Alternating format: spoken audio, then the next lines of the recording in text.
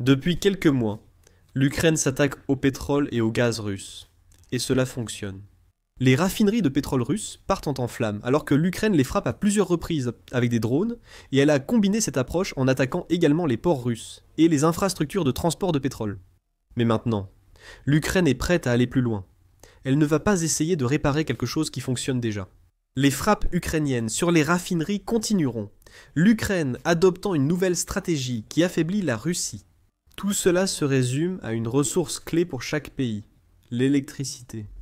Le 5 novembre, Stéphane Korchak du Kyiv Post a révélé que l'Ukraine avait étendu la portée de ses frappes longue distance contre la Russie.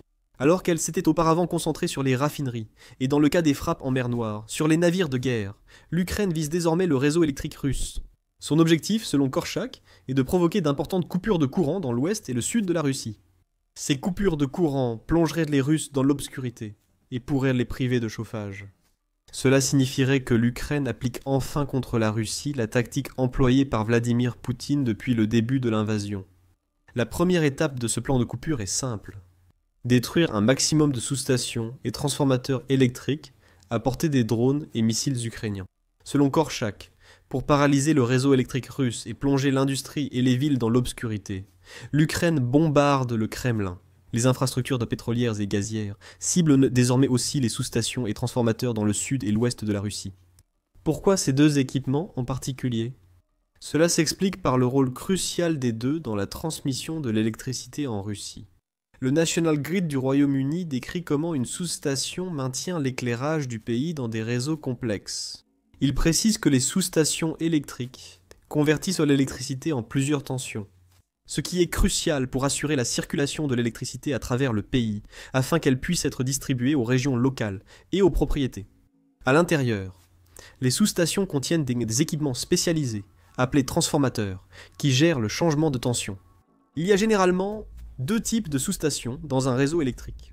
Les sous-stations de transmission sont les points d'entrée de l'électricité dans le réseau de transmission.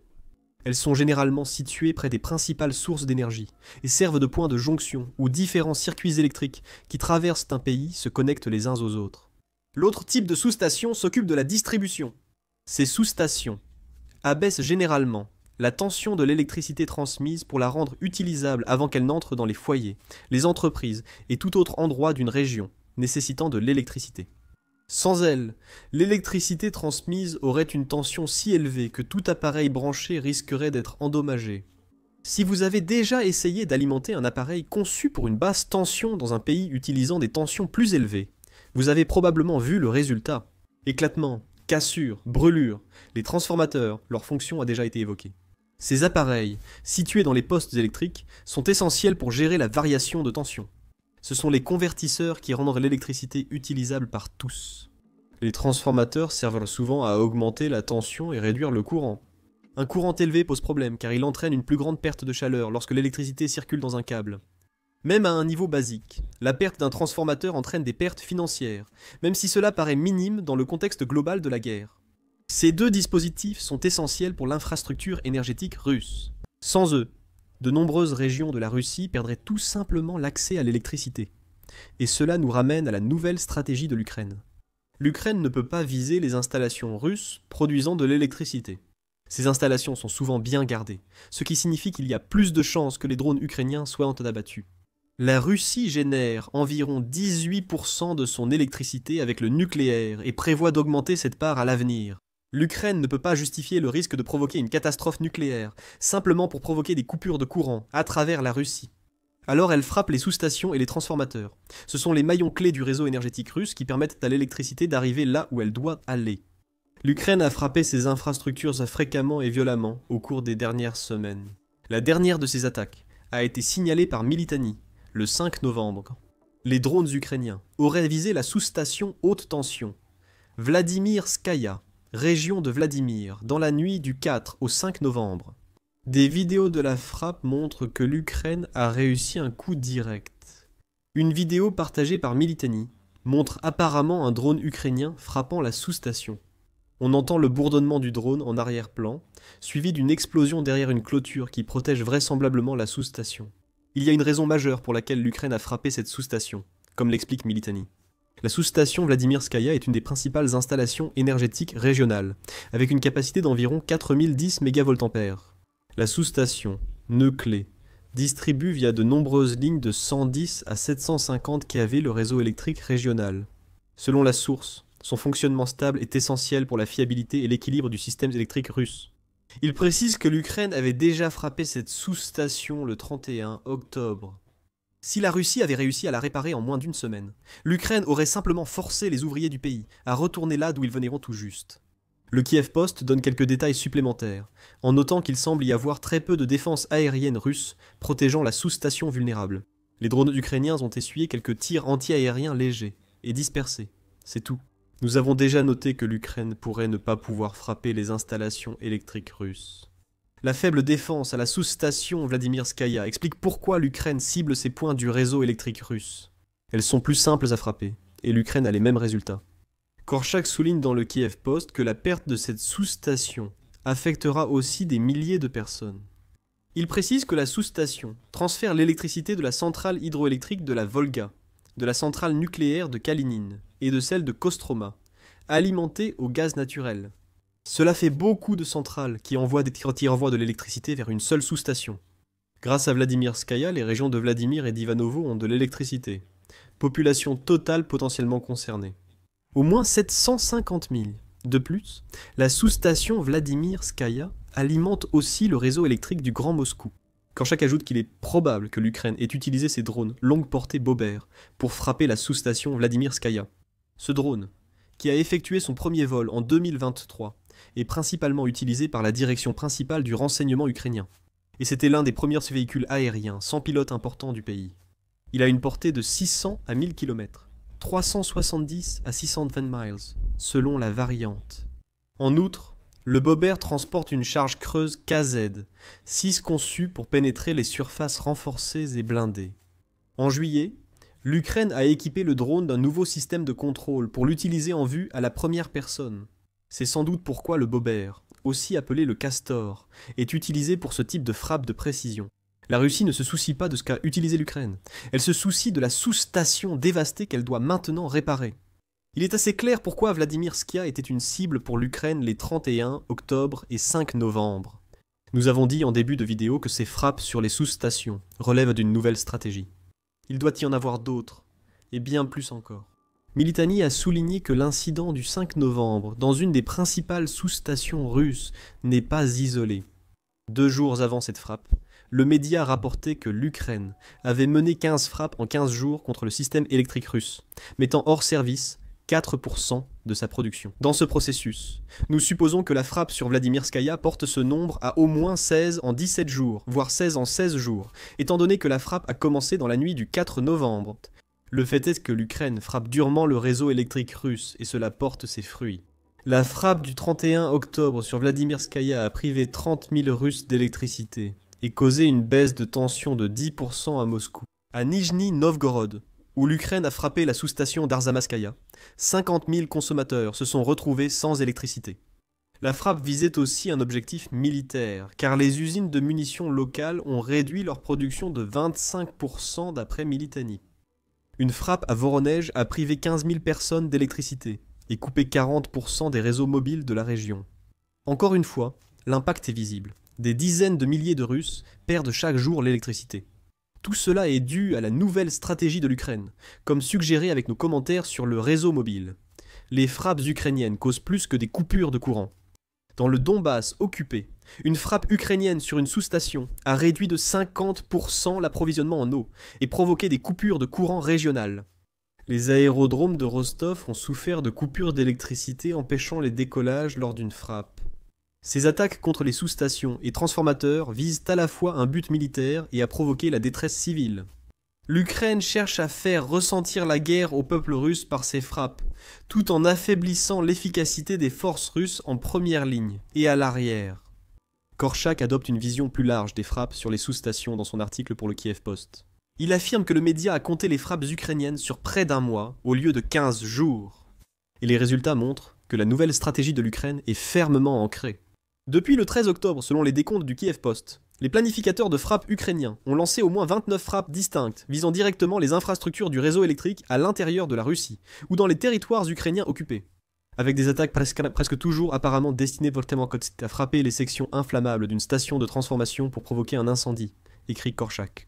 Et c'est ici que nous commençons à voir la transformation, ou peut-être plus précisément, l'évolution de la stratégie ukrainienne en matière de drones longue portée. Comme nous l'avons mentionné au début de la vidéo, l'Ukraine a passé la majeure partie des mois d'août, septembre et octobre à frapper la capacité de raffinage de pétrole de la Russie. Nous aborderons bientôt l'efficacité de ces frappes, mais il faut retenir que ce type d'attaques était prioritaire. Comment le savons-nous? Korchak note que les drones ukrainiens ont ciblé le réseau électrique russe seulement 10% du temps, en août et septembre. La plupart des drones se sont concentrés sur les raffineries mentionnées précédemment, ainsi que sur des unités militaires et la production russe. Mais entre le 13 octobre et aujourd'hui, Korchak a identifié un changement. L'Ukraine a mené 76 frappes pendant cette période, dont 29 ont touché des infrastructures du réseau électrique. Plus d'un tiers des drones ukrainiens ciblent désormais sous-stations et transformateurs, contre 10% il y a quelques mois. Cela montre que l'Ukraine donne plus d'importance à ses infrastructures électriques. Cela ne signifie pas un abandon, bien au contraire. Les frappes, 29 sur 76, ont visé le réseau électrique. Il reste donc 47 frappes, ciblant surtout les raffineries et d'autres objectifs importants pour l'Ukraine avant octobre. Ce que nous disons ici, c'est que l'Ukraine semble avoir établi une base de référence en ce qui concerne ses frappes contre les raffineries. Elle intensifie maintenant les attaques contre les sous-stations russes, ce qui va nuire à la Russie. Cette douleur touchera les citoyens, déjà affectés par les frappes ukrainiennes contre le raffinage pétrolier russe. Selon United, 24 médias, l'Ukraine a frappé 21 des 38 principales raffineries pétrolières russes de janvier à fin octobre 2025. Elle a aussi effectué 48% de frappes réussies, en plus contre le raffinage russe, comparé à toute l'année 2024. Et il reste encore quelques mois pour en frapper davantage. Beaucoup des raffineries visées par l'Ukraine sont touchées à plusieurs reprises en peu de temps. Stratégie délibérée pour compliquer la remise en service des raffineries par la Russie, en rendant les réparations plus difficiles. On note des similitudes avec l'attaque de la sous-station Vladimirskaya, frappée 2 fois par l'Ukraine en une semaine. Les frappes contre les raffineries semblent avoir servi de modèle pour l'évolution de la stratégie à long terme de l'Ukraine.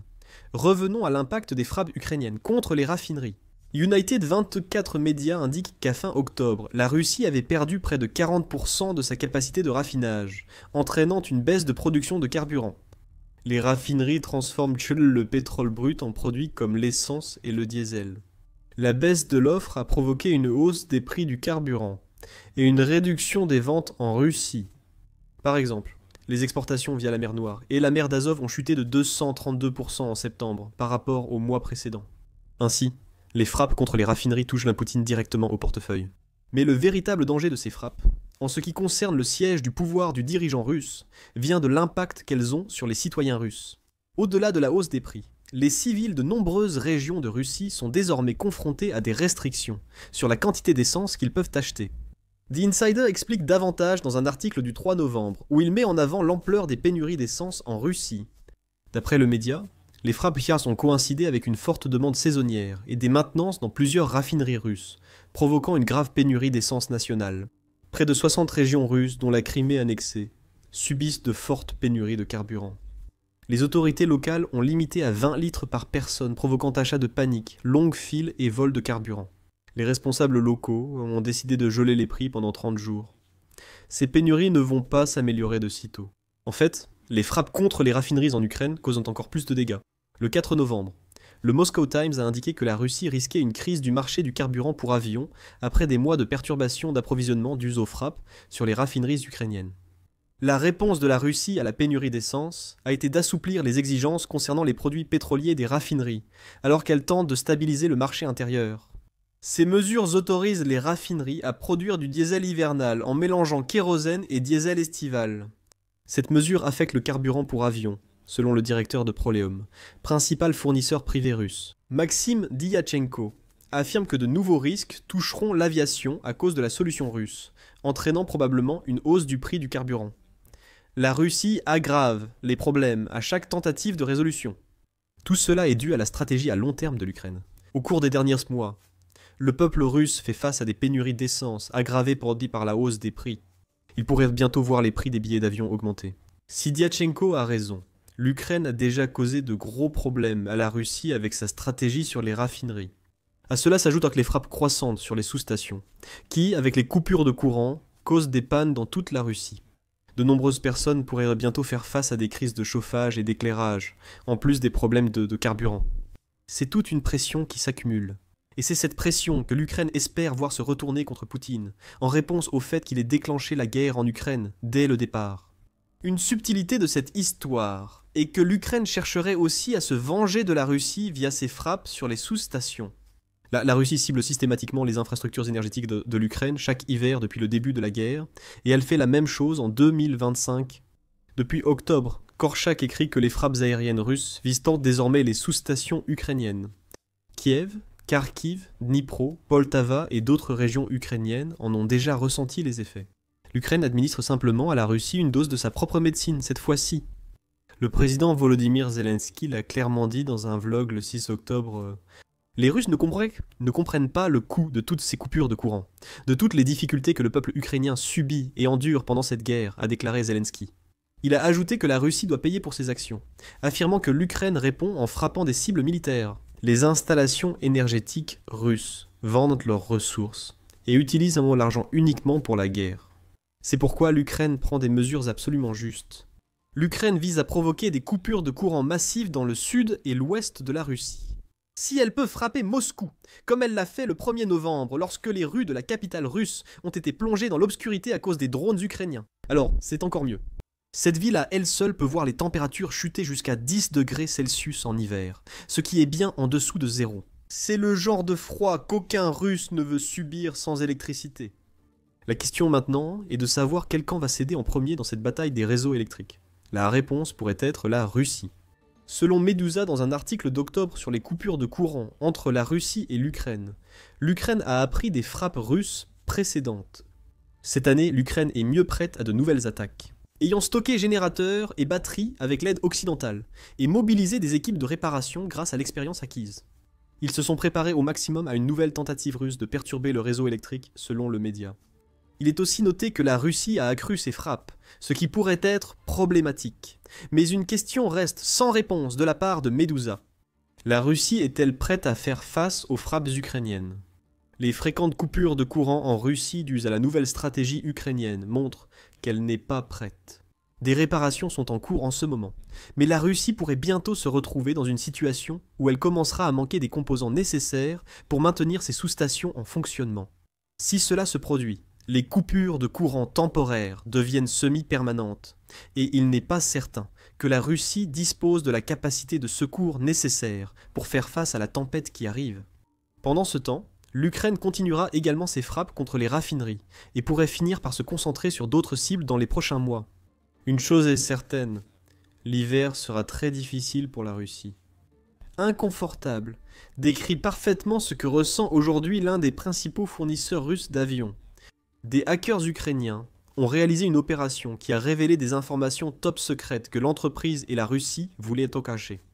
La fuite de renseignements a tellement humilié la Russie que c'en est gênant à voir, comme vous le verrez dans notre vidéo. Pour suivre d'autres vidéos sur la réussite de la stratégie de frappe en profondeur de l'Ukraine, abonnez-vous à The Military Show pour des mises à jour quotidiennes sur la guerre. Merci de nous regarder.